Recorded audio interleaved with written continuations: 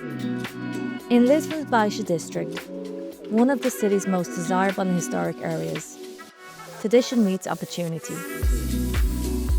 Surrounded by elegant squares, cafes and galleries, Rua dos Fanqueiros offers character, history and charm. Here stands Lisbon Fanqueiros, a restored heritage building reimagined for modern ownership. The interiors are bright and contemporary, with tall ceilings, wide windows and natural materials that reflect Lisbon's timeless charm. Each property is sold fully furnished and ready for immediate occupancy or short-term rentals.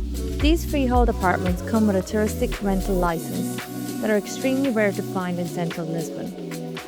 This new way of owning and renting property in Lisbon allows for short, mid and long-term rentals. For the owners, it means they can use their property for as long as they want, with a peace of mind provided by a reputable rental company that takes all the hassle out of managing your property. This hands-off investment is the new way forward for purchasing real estate in Lisbon, where you can generate a strong rental income of up to 6% net of all costs and still enjoy using your property whenever you want.